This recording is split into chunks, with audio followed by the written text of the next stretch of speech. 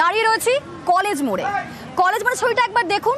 দেখুন এখানে একটা গাছ পড়েছিল, আমি যখন সকালে অফিসে আসি দেখুন এই গাছটা পড়েছিল রাস্তার মধ্যে, একেবারে রাস্তা বন্ধ করে দেওয়া হয়েছিল এই গাছের জন্য, এবং দেখুন এখন কিন্তু সেই গাছটা সরানো হয়েছে এবং ইতিমধ্যেই কিন্তু বৃষ্টি এখন হচ্ছে না, রোদ বেরিয়েছে, কিন্তু নিচে দেখুন যে জলটা জমেছিল সেই জমা জলের একই রকম ছবি। এবং তারই মধ্যে দেখুন আবারও একেবারে সবাই অফিসে যাচ্ছেন, যারা সকাল থেকে এই একই জল যন্ত্রণায় ভুগছেন, এখনো কিন্তু দুপুর 2:30টার সময় অনেকেই অফিস যাচ্ছেন, অফিসমুখী, গন্তব্য সেক্টর 5 অফিস, কিন্তু তাদের এই যন্ত্রণা থেকে এখনো পর্যন্ত মুক্তি নেই। দুপুর 2:30টায় এখনো পর্যন্ত জল জমে এই কলেজ মোড়ে, এবং এই জল থই থই শহর কলকাতা। আমরা একটু কথা বলার চেষ্টা করি, আসুন। গন্তব্য অফিস একদম। কতক্ষণ থেকে বেরিয়েছেন? এই 2 ঘন্টা হয়ে গেল। আমার অফিস হচ্ছে TV9 বাংলা, ঠিক আছে? আচ্ছা, তো এখনো যেতে হবে আমাকে অনেকটা দূর। আর যা অবস্থা, এত অবধি জল চলে এসছে, খুব খারাপ অবস্থা। কিভাবে এলেন? মেট্রো করে এলাম, মেট্রো করে তারপরে হাঁটা শুরু করলাম। প্রত্যেকটা গাড়ি আগুন লেগে যাচ্ছে,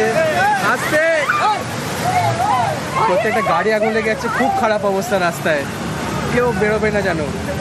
এরকম অবস্থা কখনো আগে দেখেছেন মনে পড়ছে? না, এটা তো আমি ফার্স্ট টাইম এক্সপিরিয়েন্স হচ্ছে আমার তো নতুন জব এখানে কলেজ মোড়ে করি, ফার্স্ট টাইম এসে first time experience, this is my first time experience.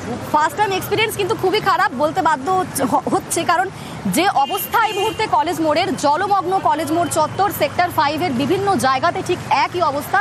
এবং আমরা সকাল থেকেই শহর কলকাতার একাধিক জায়গার ছবি আপনাদের দেখাচ্ছি, এবং তারই মধ্যে আমরা দেখাবো, আপনাদের আরও দেখাবো, যেখানে আমরা পাটুলের ছবি দেখিয়েছি, গড়িয়ার ছবি দেখিয়েছি, আমরা পার্ক সার্কাসের ছবি দেখাচ্ছি এই মুহূর্তে। পার্ক সার্কাস, সেখানেও ঠিক একই রকম অবস্থা।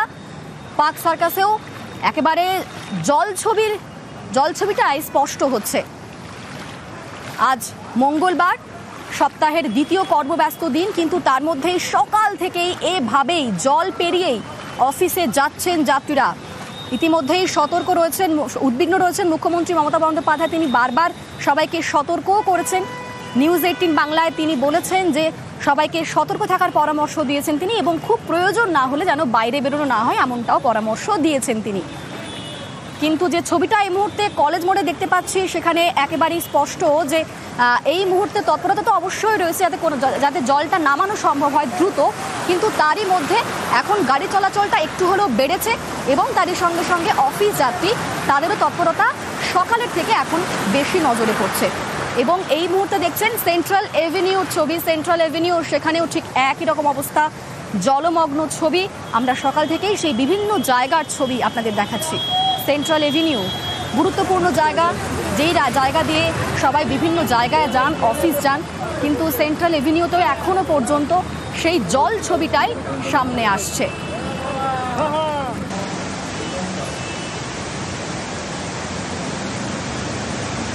এবার দেখুন বালিগঞ্জ সার্কুলার রোড, জলে অর্ধেক ডুবে রয়েছে গাড়ি, কোথাও হাঁটু সমান জল, কোথাও কোমর সমান জল,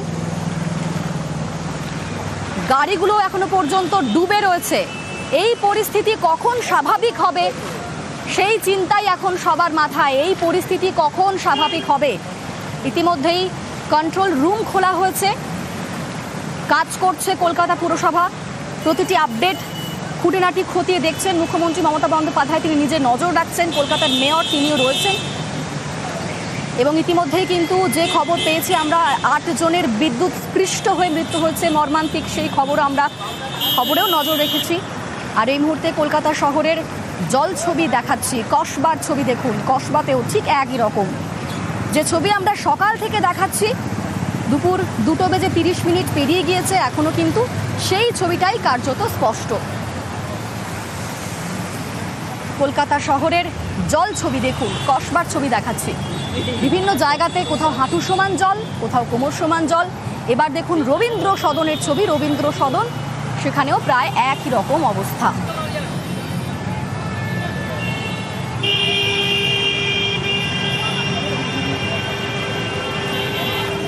লোকাল বাস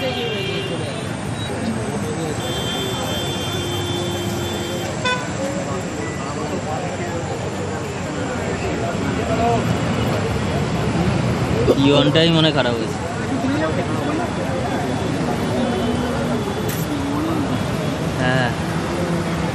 है